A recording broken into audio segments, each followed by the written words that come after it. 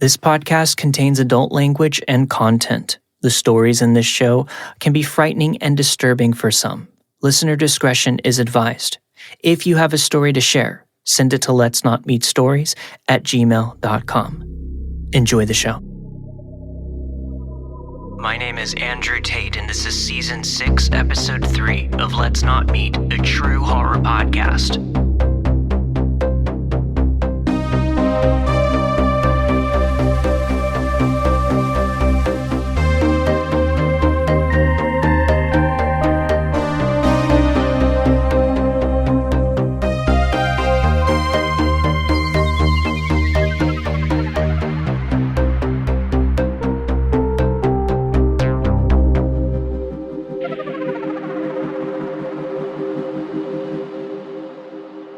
This happened a year after I graduated college.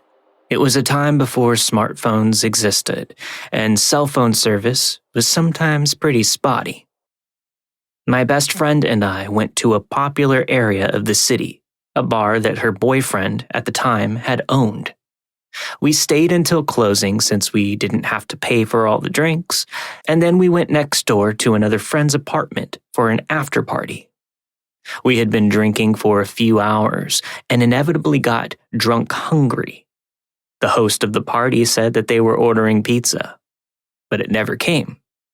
My friend and I decided to walk around the area to look for any sort of late-night food source. It was about 3 a.m., so everywhere that we went was unsurprisingly closed. But we thought we might get lucky. A little further down the street, we spotted a neon open sign. We excitedly headed towards the restaurant, but noticed that it was empty and dark inside. The door was unlocked, and the man was behind the counter, so we asked, "Are you still serving food?" He said, "Yes, come in. We can make something for you." We sat at the bar, and another employee peered out from the kitchen. He and the first employee spoke to each other in a different language, which is not uncommon in our city. They chatted, and we assumed that they were discussing our food order. They then turned to us and said that it would take a little while to cook since they had already turned the grills off, and offered us free beer while we waited to make up for it. Oddly, the man in the kitchen left and went down into the restaurant basement instead of starting to cook. We figured he was going down to get supplies. The man behind the bar started asking why we were out so late without any men to keep us safe. We rolled our eyes and told him that we didn't need anything like that. We could keep ourselves safe. As we were talking, we saw some light and heard music coming from the basement.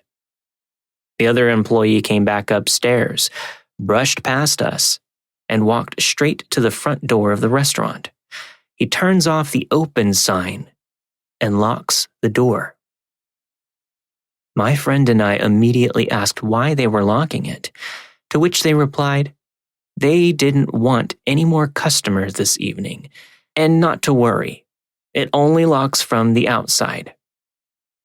We didn't have to say anything to each other to know that it was becoming uncomfortable for both of us.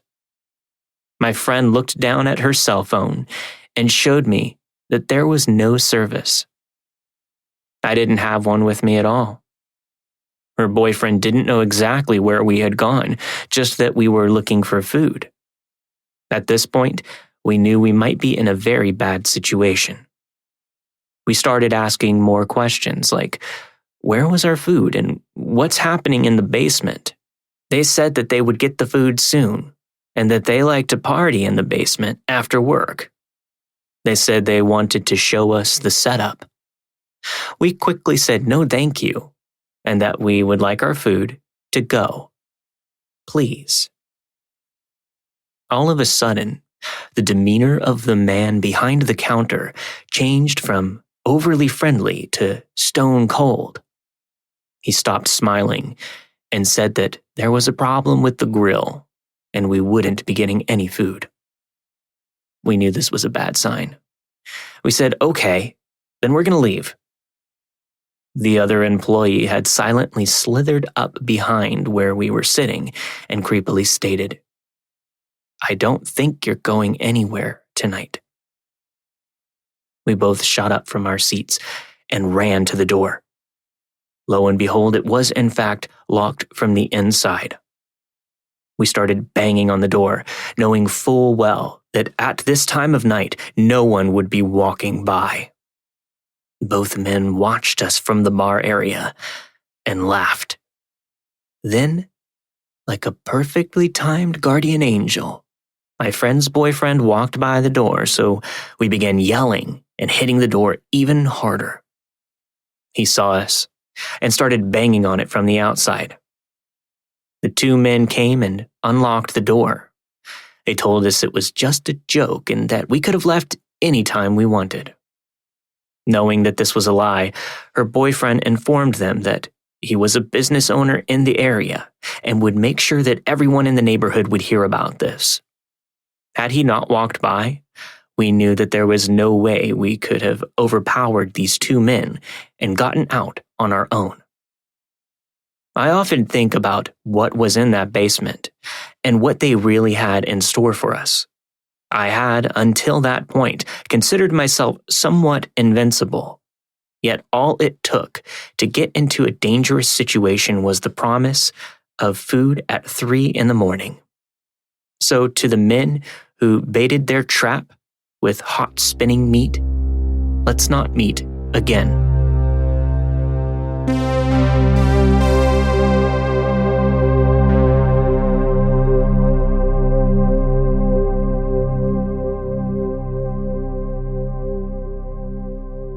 This happened in a quiet New Jersey college town in the 1990s. After a few years on campus, my sister, friend, and I decided to share an off-campus apartment. It was a big Victorian-style house right across the street from the main entrance of the university. We were renters in the bottom floor, and we made it into a cozy home, if not a little chaotic, as we were college kids. There were 3 bedrooms, all on the ground floor, with one of us in each room. As the semesters passed, the other roommates would rotate in and out. The landlords rented the property to females only, and the rental sign out front read, "Rooms for rent, female only," with the landlord's number to call. This detail turned out to be very important. As is the detail that we were all on the ground floor, and we noticed that after forgetting our house keys a few times, we realized that we could wiggle the living room window just enough that we could unlatch the lock and open the window to climb in. Another interesting detail, all of the windows on the ground floor were obscured by tall shrubbery, but it wasn't so close that we couldn't comfortably stand in front of the window. Basically, if you looked in from the street, you could not see the windows, but there was enough room between the shrubs and the windows for someone to walk comfortably with room. A year or so passed without any issues, until one night, the girl in the room across from me, see, we shared a bathroom with our bedrooms each having a door, she knocked on my bathroom door at around 2:30 a.m. As she knocked softly, she called out my name in a frantic whisper. I woke up and opened the door. I knew she was really scared from the tone in her voice. She said that she thought she saw someone peeking in her window where the bottom of the blinds made a small gap in the window, and she asked me to look around with her. We opened the blinds and saw nothing. Since she was so scared by this, I believed her, but there wasn't much that we could do at the time. We eventually chalked it up to leaves moving outside the window and a little bit of college kids living alone for the first time. So we went back to bed. A few nights later, at around 3 a.m., Samantha burst through my bathroom door, frantically whispering that a man is outside her window and looking in. I immediately knew that something was not right. I knew it was not leaves against the window, and she wasn't making it up. She said that she saw a man's face directly outside the window when she lifted the blinds. After some quick thinking, I asked if she thought he saw her, and she said that she closed the blinds and ran into my room so fast she didn't think he had noticed.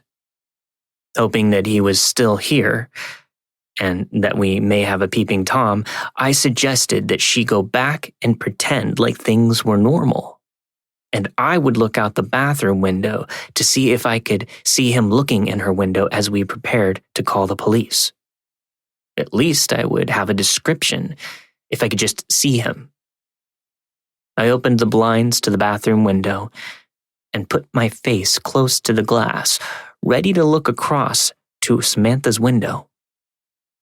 Suddenly, a man's face appeared directly outside the bathroom window, fully illuminated by the light from inside. I stared at his eyes and saw his stringy hair and his sparse goatee. I was horrified. I shouted.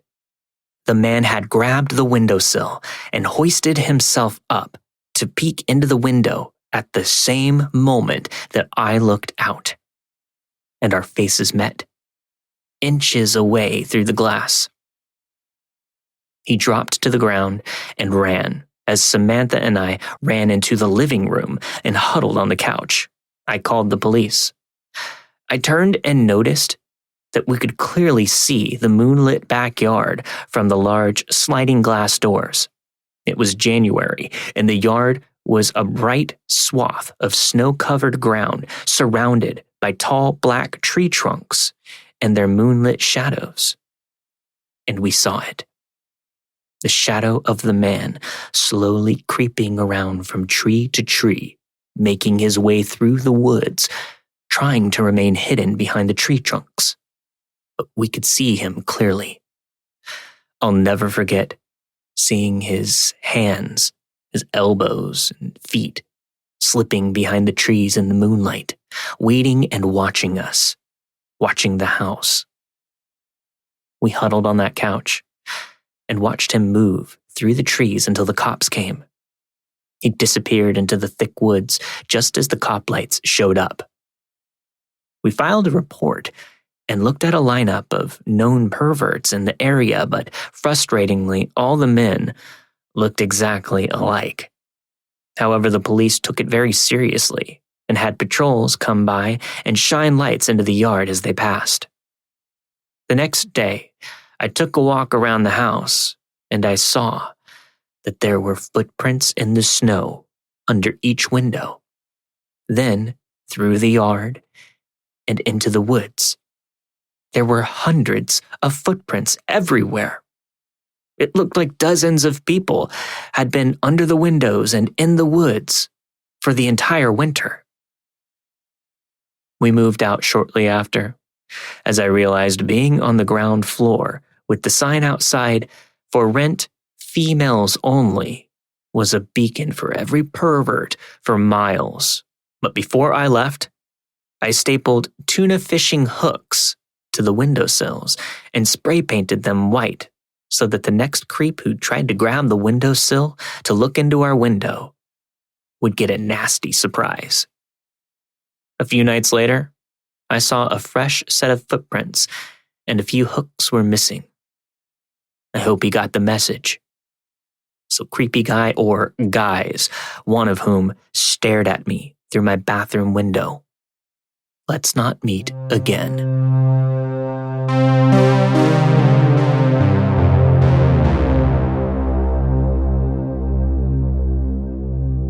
Everything in our lives is getting smarter.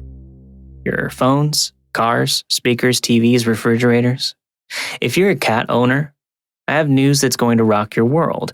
Litter is smarter as well, thanks to the world's smartest cat litter, Pretty Litter. Pretty Litter is the most advanced litter in every way, It changes colors to help detect early signs of potential illnesses, including urinary tract infections and kidney issues, and cats are notorious for hiding illnesses, so keeping tabs on a cat's health will give you peace of mind. Litter box cleanup is easier with Pretty Litter as well. Its ultra-absorbent crystals trap odor instantly and last up to a month, so that means less scooping and better odor protection for all you cat owners out there. Plus, Pretty Litter is safe for your cat and the whole household. Many conventional litters contain irritants that can aggravate allergies and asthma, but Pretty Litter's super light crystal base minimizes mess and dust. And Pretty Litter arrives safely at your door in a small, lightweight bag. Shipping is free, and you'll never have to worry about storing bulky containers again. And it's super convenient because they offer reoccurring deliveries. Your cat deserves the best. Your cat deserves the world's smartest kitty litter. Make the switch today to Pretty Litter by visiting prettylitter.com and use my promo code MEET, MEET, for 20% off your first order. That's prettylitter.com, promo code MEET, MEET, or follow the link in the show notes for 20% off. prettylitter.com, promo code MEET. Now back to the show.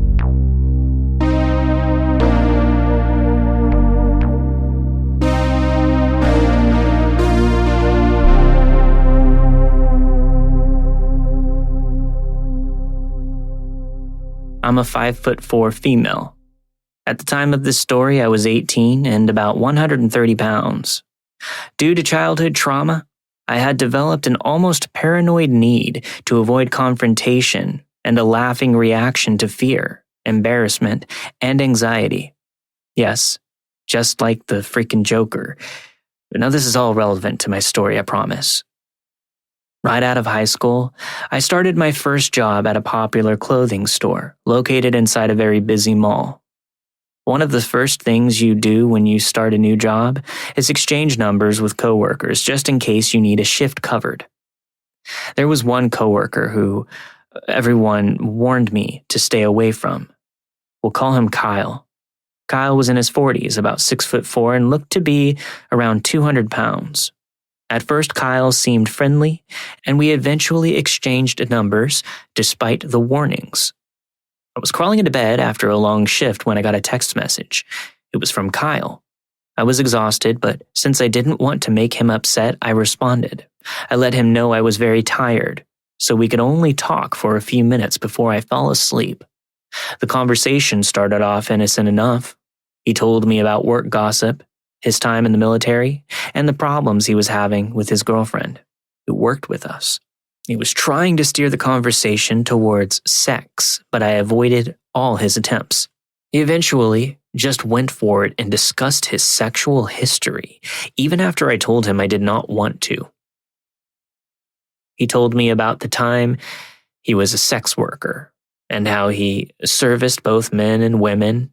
Now I support sex workers and I'm bisexual myself, so that wasn't what was bothering me.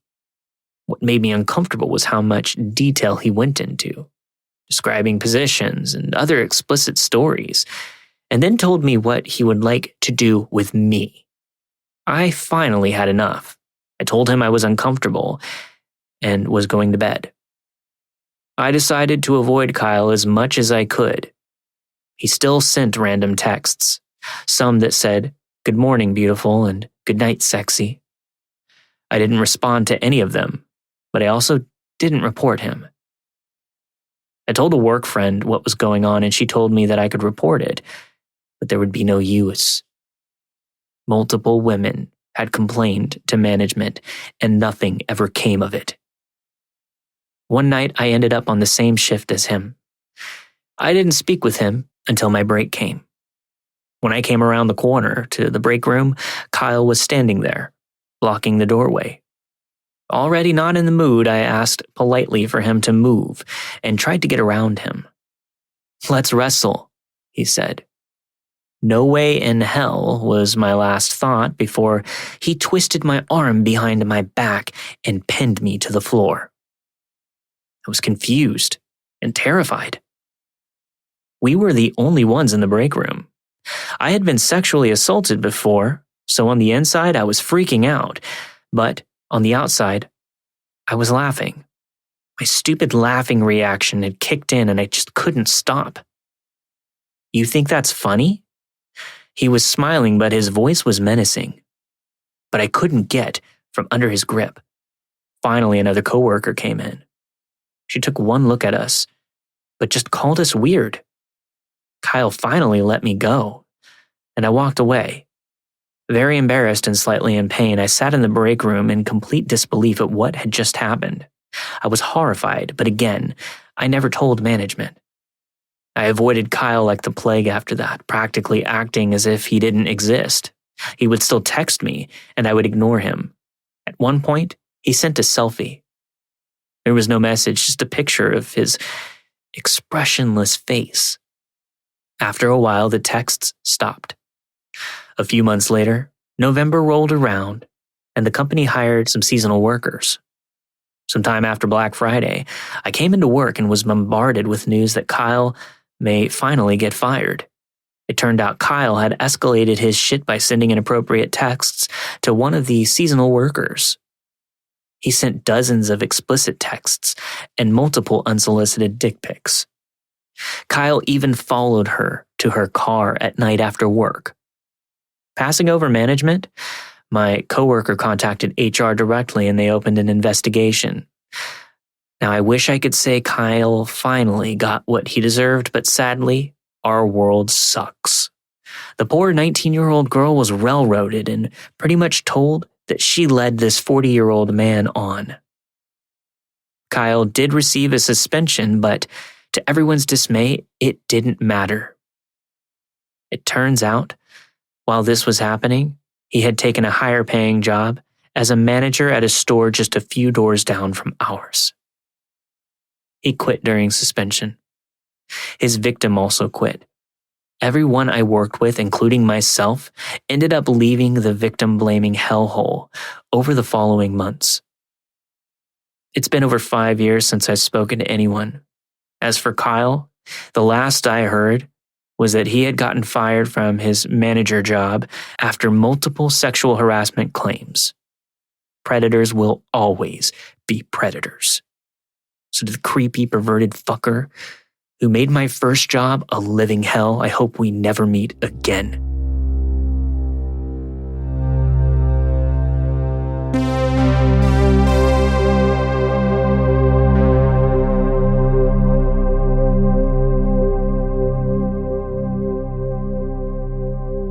If there's ever been a year to make the moms in your life feel loved and appreciated on Mother's Day, it's this one.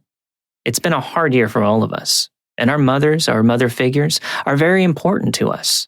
And it's important that our mothers feel appreciated this Mother's Day after everything that we've been through.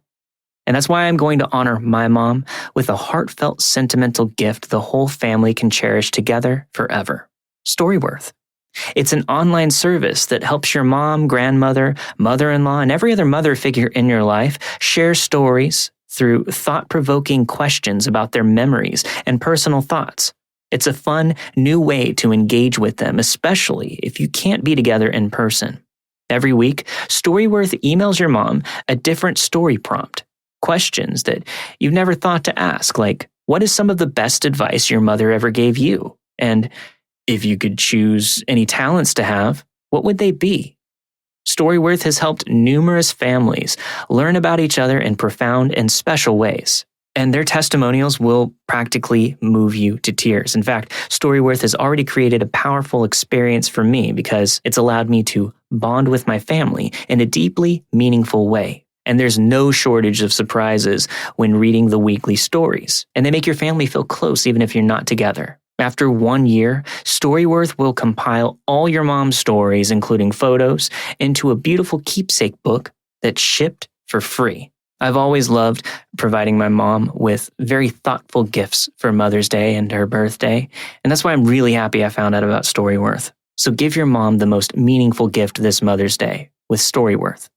Get started right away with no shipping required by going to storyworth.com/meet, MEET, or follow the link in the show notes, and you'll get $10 off your first purchase.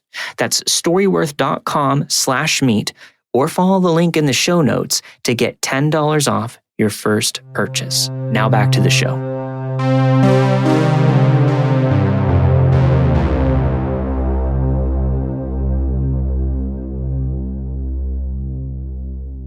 Before I get into the final 2 stories on this week's episode, I wanted to share a bit of information with my listeners, especially the new listeners. I never have, and I never will, share a story on this podcast that contains graphic depictions of sexual abuse, especially towards children. Now, these final 2 stories do contain some very dangerous and disturbing situations involving close calls with children, so listener discretion is still advised. If you would like some information on child abuse, need assistance reporting child abuse, or want to speak with a counselor, I recommend checking out childhelp.org or call the Child Help National Child Abuse Hotline at 1-800-4A-CHILD. That's 1-800-422-4453. You can also chat with a live trained counselor at childhelphotline.org.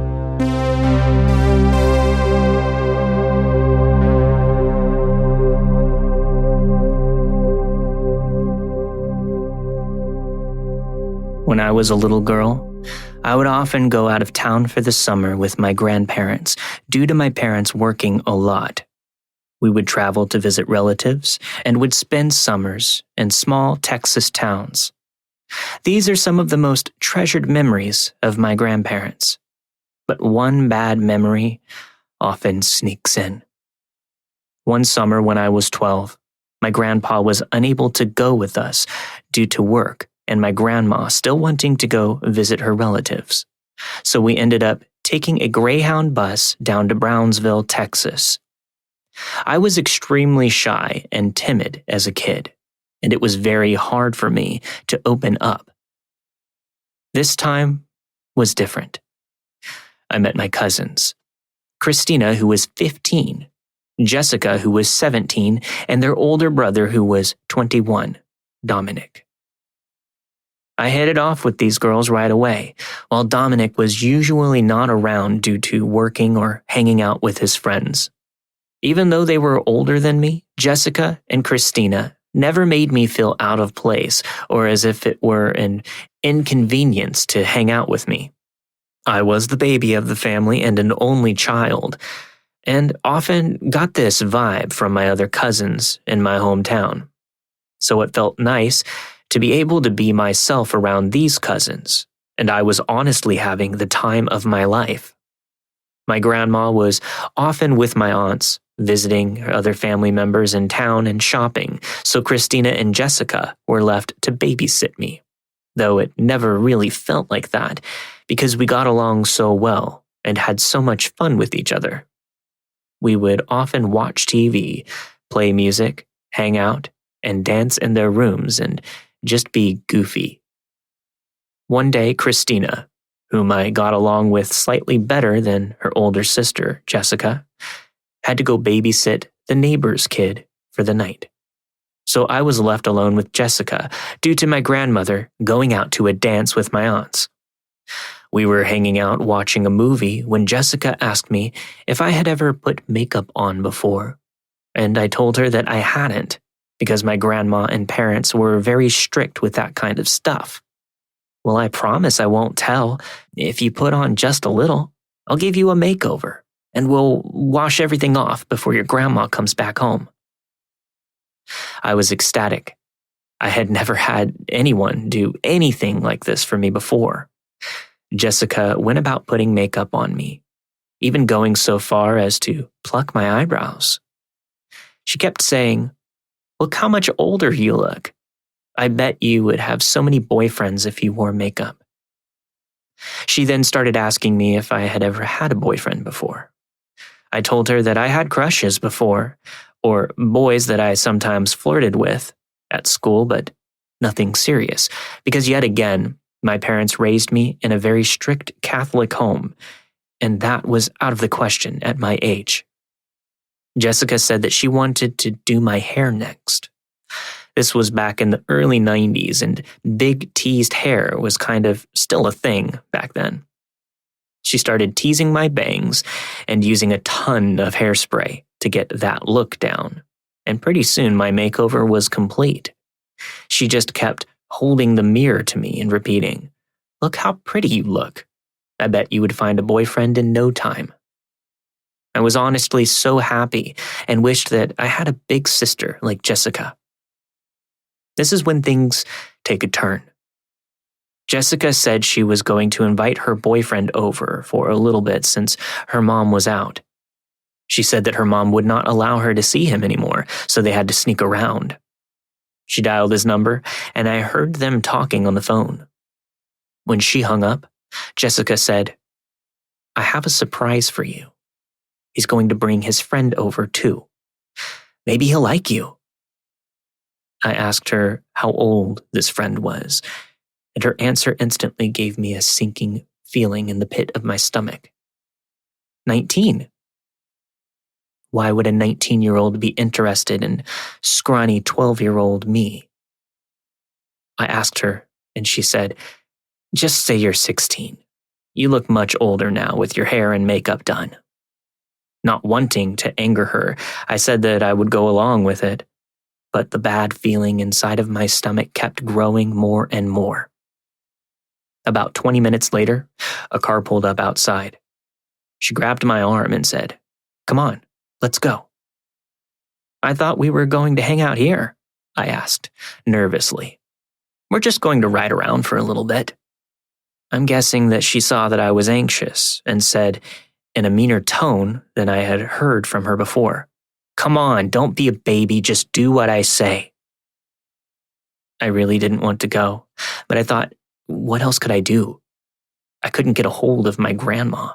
This was, of course, way before cell phones. I felt uncomfortable staying alone in that house and the neighborhood that I wasn't familiar with. I thought about going with Christina, but I didn't have a way to contact her and didn't know exactly which neighbor's house she had gone to babysit at.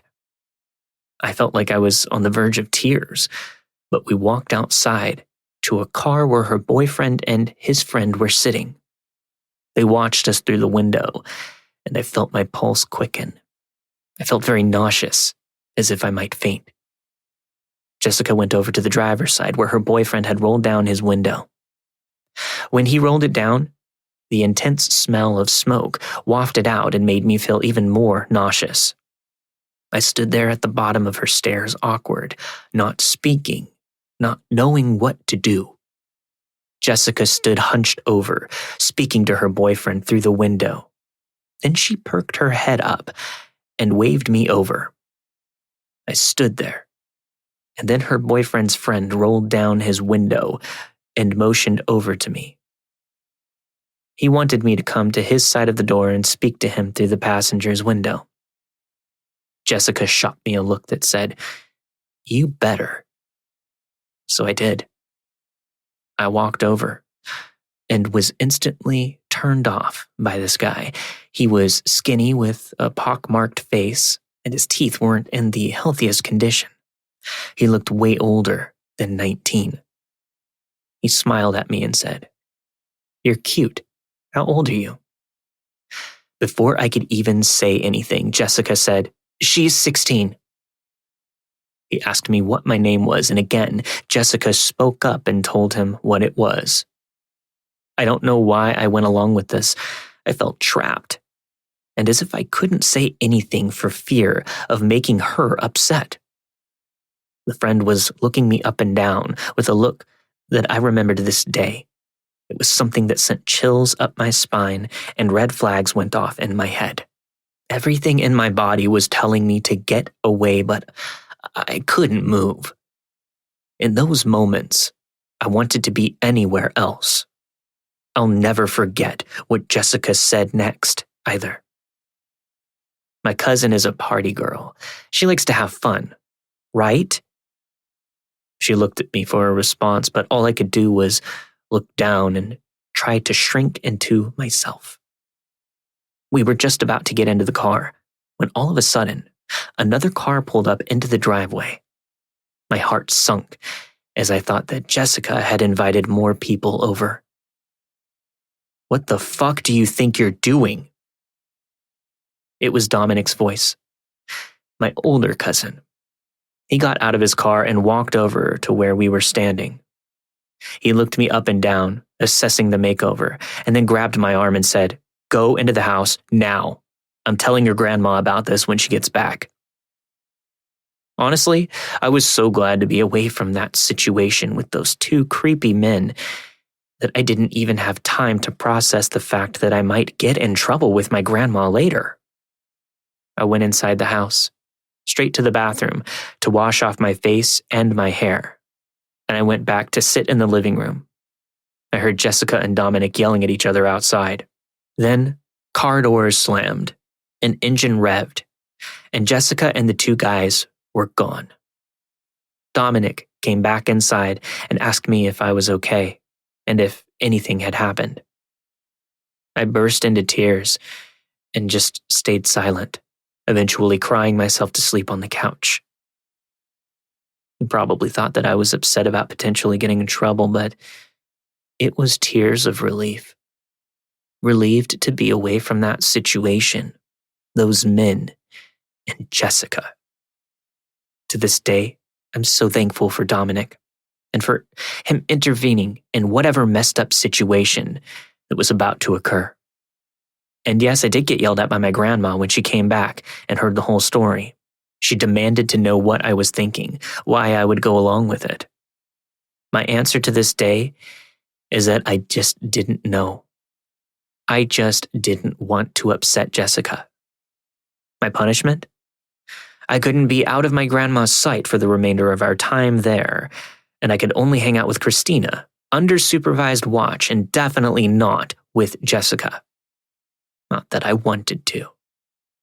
That wasn't a problem, though, because during the next couple of days, I only saw Jessica one more time, and she was completely different towards me, cold and distant, and never said another word to me.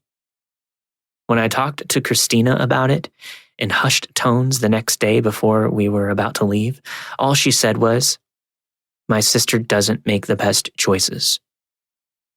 To make a really long story short, I later found out that Jessica's boyfriend was actually a 24-year-old man, and his creepy friend, he was 26. I'll just say that they were known around town for various not-so-great reasons.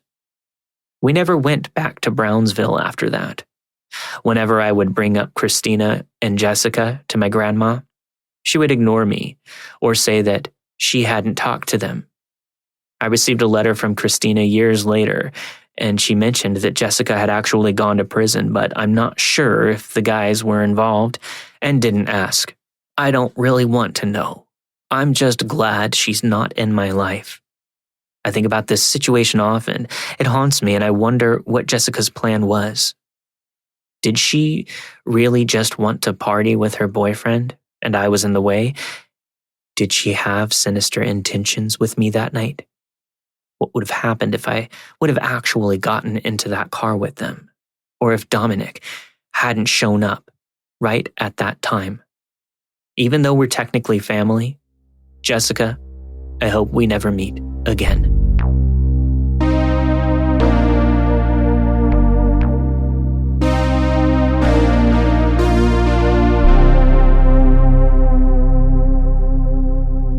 April's full of a lot of not-so-fun things. April Fools, getting rained on, and having to do your taxes. So if you need a positive experience to balance it all out, consider shopping for home and auto insurance with Policy Genius. Policy Genius can help you find home and auto coverage similar to what you have, but at a lower price. In fact, they've saved customers up to $1,055 per year by reshopping their home and auto coverage. And getting started is super easy. First, you just head to PolicyGenius.com, answer a few quick questions about yourself and your property. Then Policy Genius takes it from there. They'll compare rates with some of America's top insurers, from Progressive to Allstate, and they'll find you the lowest quotes. The Policy Genius team are going to look at different ways that they can maximize your savings, including bundling your home and auto policies. If Policy Genius finds a better rate than what you're paying right now, they'll switch you over for free. And this kind of service has earned Policy Genius 5-star ratings across over thousands of reviews on Trustpilot and Google. Policy Genius can promise that you won't leave their website feeling like a fool. So head over to PolicyGenius.com or just follow the link in the show notes. When it comes to insurance, it's nice to finally get it right.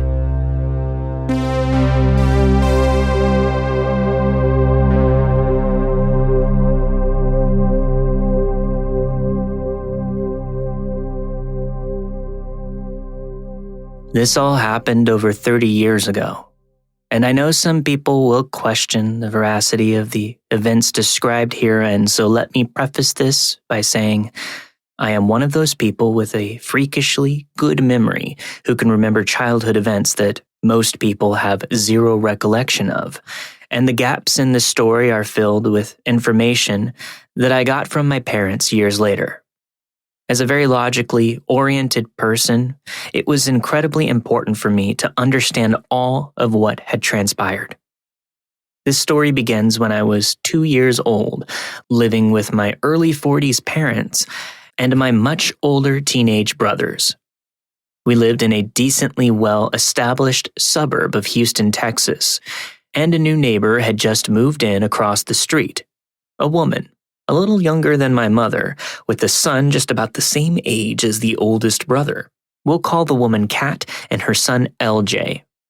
Kat and my mother became fast friends, and LJ, like my brothers, adored me and really enjoyed watching me as I trotted about outside with them on nice days. I was quiet, a very reserved kid, not the kind of child to say hi to people when I was out and about, and in fact, when my father had shaved off his ever-present beard, I hid from him for almost a week. I was incredibly shy. But the way that I reacted when I met Kat's husband, John, was not me being shy. It was something more. John was frequently away for work, and it was a few months before we saw him for the first time. He looked so much like his son LJ, and my parents and brothers thought he was plenty nice. My 2-year-old self massively disagreed. I hid from John. I would scream incoherently if I was brought into close proximity with him. If someone dared to try and hand me to him, the death grip I latched onto them would make arms go numb. My parents laughed it off as an extreme expression of my shyness and my reserve. After all, I was a good kid, just very quiet. They told John to just give me time. A year went by, and nothing changed. I was still violently opposed to being near the man. I was starting to speak, but had a severe impediment, so most of my words were garbled or hard to discern. But one sentence was always perfectly clear. No, John.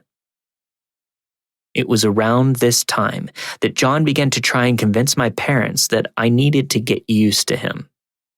He would start offering to babysit me on nights when Kat was out with her friends so that I would just have to adjust to him. My parents always refused, not wanting to upset me further, and he would just tell them that they were too soft on me. He kept offering to watch me, though. John spent so many conversations trying to convince my parents that they were just way too indulgent with me and that I would never get over my shyness unless I was forced to. He insisted that he was just trying to help them get me under control. He even tried to say that my speech impediment was a result of their overindulgent treatment of me. Now, my parents were indulgent with me to a degree. I am the only girl in an entire generation of my family, and I did come into the world dead, forcing the doctors to revive me at birth. I was a miracle baby, and my family valued me as such. But my parents were having none of John's explanations and kept politely telling him no. Aside from his behavior with me, nothing really seemed odd about John, and no one really made anything of it. It was assumed that he was just upset that I was so opposed to him, when by all accounts he loved children and was a good father to LJ. Then there was the incident with John and one of my brothers when I was 4. LJ and my brothers had been playing in the backyard at Kat's house. I wasn't there, as I refused to go over there if John was home. So since I wasn't playing, they were sword fighting with sticks as boys do. One of my brothers accidentally hit LJ in the face. Now LJ was okay. It was just a small welt on his jaw. He even laughed it off and made a joke to one of my brothers about how he should have blocked that move and could have. They were laughing when John flew out of the house in a rage. He snatched the sticks from the boys and whipped my brother with the gathered sticks for hitting his son. My brothers promptly ran home and told our father, who had just gotten home from work. Now, this was the 80s. Spanking children wasn't that uncommon, but you did not discipline someone else's children. You talked to their parents and let them handle it.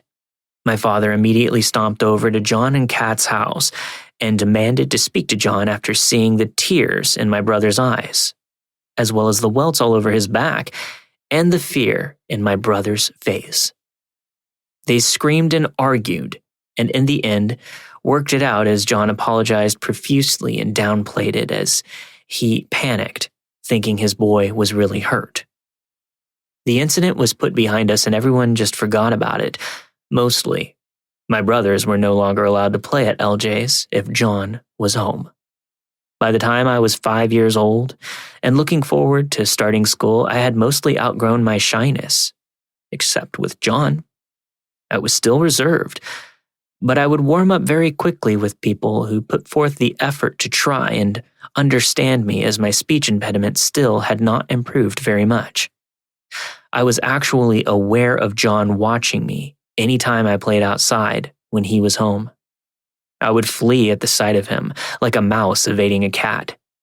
If he was sitting outside on a lawn chair to watch the boys, I stayed inside and read all day. If anything, as I got older, I was more adamant in needing to not be anywhere near him. Then one afternoon, about a week after I had gone with my mom to register for kindergarten, my dad came home from work and just popped his head into the door to speak to my mom. "There are about a dozen cop cars at Kat's house. Do you know what happened?"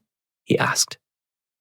My mom said that she had no idea and ushered me outside with her to join my father in trying to find out what was going on. My father was pretty well known in our area, and he walked directly over to speak to some of the responding officers that he knew. My mom stood on the stoop of our house smoking a cigarette as I hugged a tree that was a few feet in front of her, just watching as everything unfolded. I watched my father as he tensed when one of the officers said something that upset him. Everything that happened next seemed to happen all at once. The officer speaking to my dad looked at me, and his expression sank before he turned back to my father and said something that made the blood drain from my father's face. I could not understand how he was still standing with his pal as he suddenly went. Then 2 officers escorted John out of Kat's house in handcuffs. My father exploded forward, screaming, his face red with rage. "You son of a bitch, you wanted my little girl, you bastard. I'll fucking kill you." It took 6 officers to restrain my dad enough to keep him from reaching John before he was shoved into the back of a police car and driven away, at which point my father went limp and fell to the ground sobbing. My mother had yet to move. One of the officers came over to her. "Ma'am, was John ever alone with your daughter?" My mom froze with her cigarette halfway to her lips and slowly shook her head. "You should have saved everyone a lot of trouble and let my husband kill that man," she said. She turned around and went back inside. Later that night, when my parents thought I was asleep, I overheard them explaining everything to my brothers. John was a serial pedophile. He had molested over a dozen girls between the ages of 2 and 8. His preferred type was young girls with long, dark hair and some kind of developmental disability that made it harder for them to report him. My speech impediment made me his favorite kind of target, but my shyness kept me safe. Many years later, my father asked me, "Why were you so shy with John all those years ago?" I shook my head. "I wasn't shy, Dad. He terrified me." He looked at me wrong. It wasn't until I was well into my adult years that I had a name for the look that John gave me. He looked at me like I was prey.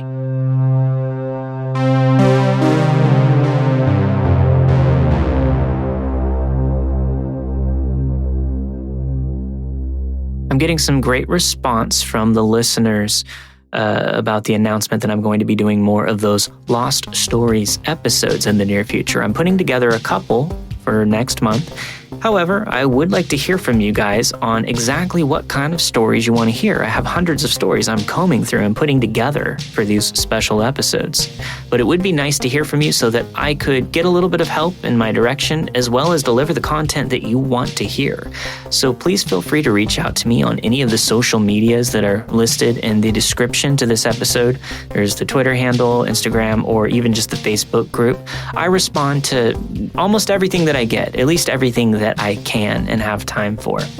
So I'd love to hear from you guys. But thank you so much for listening to this week's episode of Let's Not Meet, a true horror podcast. This week you have heard a story by listener Madeline, Through the Window Glass by Dutchette1, Kyle by a listener that asked to remain anonymous, Makeover by Vita Unraveled, and finally, It Wasn't Because I Was Shy by LAF. All of the stories you've heard this week were narrated and produced with the permission of their respective authors. Let's Not Meet, a true horror podcast is not associated with Reddit or any other message boards online. If you have a story to share, send it over to letsnotmeetstories@gmail.com. And as always, if you want to support the show and get access to weekly bonus episodes, head over to patreon.com/Let's Not Meet podcast. This podcast is not possible without the help of all my wonderful patrons. I'll see you all next week for a brand new episode of Let's Not Meet, a true horror podcast. Stay safe.